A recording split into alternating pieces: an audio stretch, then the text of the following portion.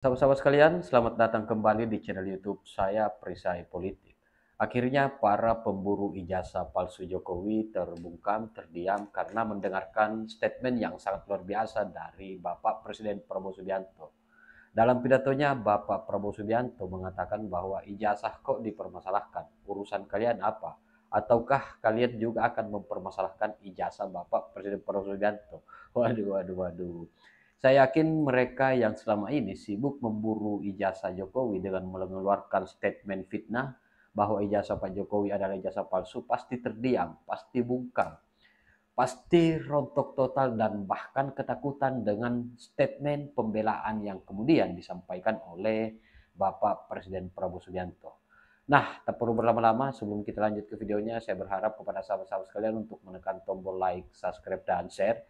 Dan tak perlu berlama-lama, kita simak videonya berikut ini. Apa Anda siap kalau jadi penghuni sel tahanan lagi? Gimana kalau orang Gini. Sebenarnya ini ada dua ranah yang berbeda. Gitu ya? Gitu. Kajian kami ini itu adalah kajian akademis. Ya. Dan kami tadi ketika live di salah satu TV itu juga kuasa hukumnya juga mengatakan sebenarnya yang dipermasalahkan tuh ijazahnya. Loh, tapi saya bilang, loh kenapa kok pencemaran nama baik? Jadi ini sebenarnya sesuatu yang different dan sesuatu yang berbeda gitu. Kita tuh membahas ijazahnya asli atau tidak, skripsinya asli atau tidak gitu. Bukan orangnya yang kita sasar. Nah, jadi ini harus dibedakan juga dan di terminologi asli, palsu itu sama dengan terminologi yang ada di ilmiah sains. Fake document, real document atau original document, originating itu ada pada terminologi ilmiah. Kok tiba-tiba mau ditarik ke hukum? Harusnya ilmiah ini diselesaikan dulu, dibuktikan dulu ilmiah enggak, ini baru kemudian setelah itu tarik lagi ke sana. Tapi artinya nggak apa-apa, oke aja, diadu aja, ya gitu. Tapi makanya saya bilang, kalau belum tujuannya sudah mau mengkriminalisasi, tujuannya mempidanakan. Masalah ijazah dipersoalkan. Nanti ijazah saya ditanya-tanya. Iya kan? Ini ada wartawan banyak ya. Bukan, saudara-saudara ya. Kita ini di mana-mana saya katakan dunia ini sedang penuh ketidakpastian dan kita harus berjiwa besar, kita harus objektif. Kita bisa lancar begini, kita bisa bagus begini karena transisi pemerintahan berjalan dengan lancar, dengan baik. Saya dibilang apa itu? Presiden boneka, saya dikendalikan oleh Pak Jokowi. Ya, seolah Pak Jokowi tiap malam telepon saya. Saya katakan itu tidak benar.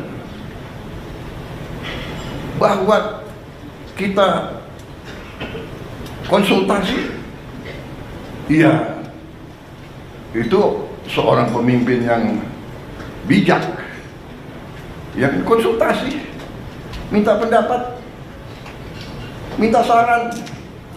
Beliau 10 tahun berkuasa.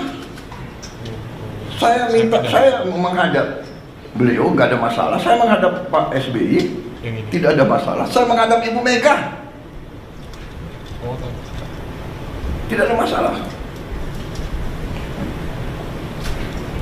Kalau bisa menghadap Gus Dur, nggak bisa. Bisa menghadap Pak Harto, iya kan? Menghadap Bung Karno kalau bisa. Loh, minta pandangan, minta saran. Pak Jokowi berhasil 10 tahun, orang suka tidak suka. Masalah ijazah dipersoalkan. Nanti ijazah saya ditanya-tanya. Iya kan? Ini ada wartawan banyak ya. Bukan, saudara-saudara ya. Kita ini di mana-mana saya katakan dunia ini sedang penuh ketidakpastian. Ya. Dunia penuh dengan ketidakpastian. Kita rasakan sekarang. Kita rasakan, kita jujur, kita rasakan. Sekian puluh tahun kita menjadi the good boy, Ya kan? Ada negara yang besar, negara yang kuat, bilang ke kiri, ya monggo, bilang ke kanan, monggo. Kita ikut World Bank, kita ikut IMF, kita ikut, ya kan? Tapi globalisasi, ya kita ikut.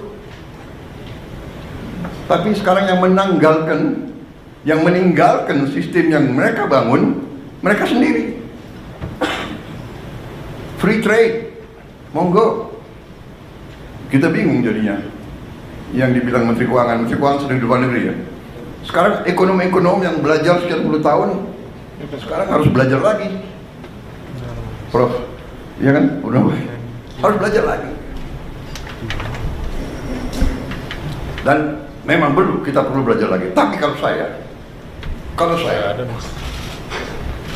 kita punya Undang-Undang Dasar 45 yang merancang itu, yang membentuk itu, mereka yang melihat dan merasakan, oh, imperialisme kayak begini, penjajahan kayak begini. Mengalami Belanda, Jepang, mengalami pergolakan 28 tahun kita merdeka, 28 tahun kita merdeka, tidak pernah berhenti dari campur tangan asing. Peristiwa Madiun seolah itu komunis, ternyata yang membawa Musso, Semaun, semua itu adalah Belanda, difasilitasi oleh Belanda.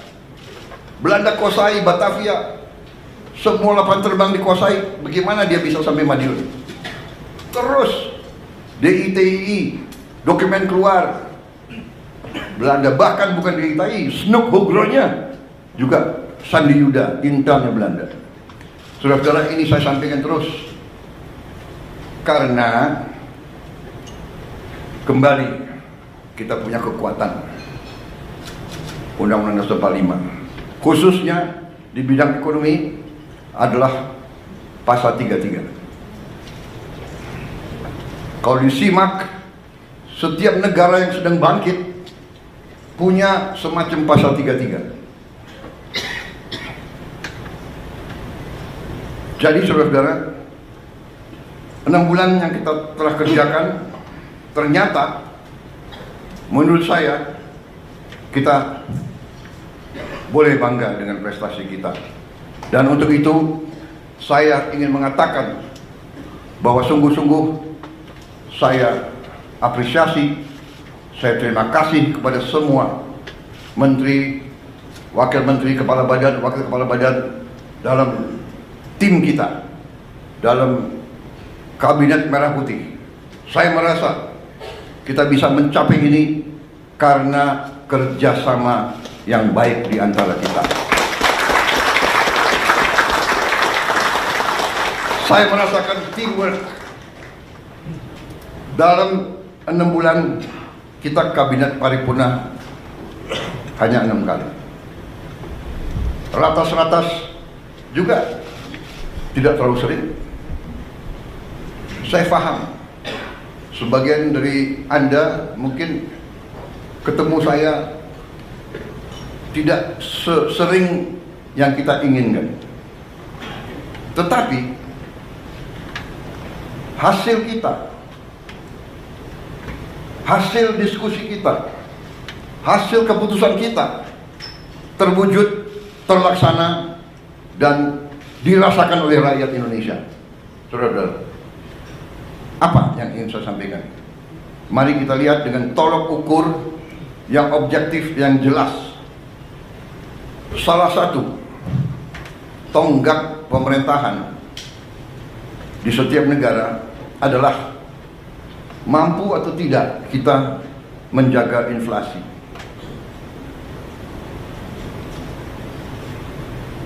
Inflasi kita salah satu terendah di dunia, mungkin di antara 5 negara yang terendah di dunia. Mungkin inflasi yang lebih rendah dari kita mungkin Tiongkok ya, Mendagri. Ini prestasi, dan saya harus katakan, jujur ini, bukan karena Mas Gibran ada di sebelah saya, bukan. Ini objektif, ini salah satu hasil daripada kepemimpinan dan manajemen Pak Jokowi.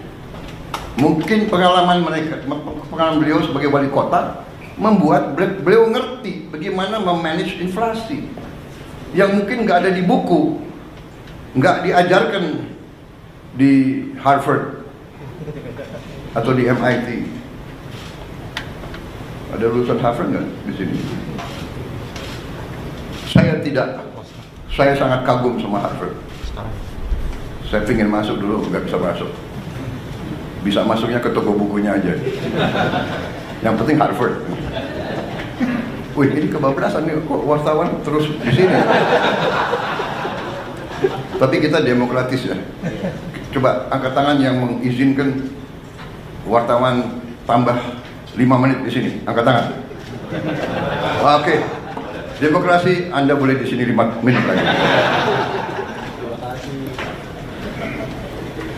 Nggak apa-apa, karena ini sesuatu yang baik ya, bahwa saya sebagai, bisa dikatakan saya adalah di sini apa ya, sebagai manajer tim ya. Loh, kalau tim saya berhasil ya saya harus muji dong, benar nggak? Nggak apa-apa. Saya merasa teamwork kita bagus.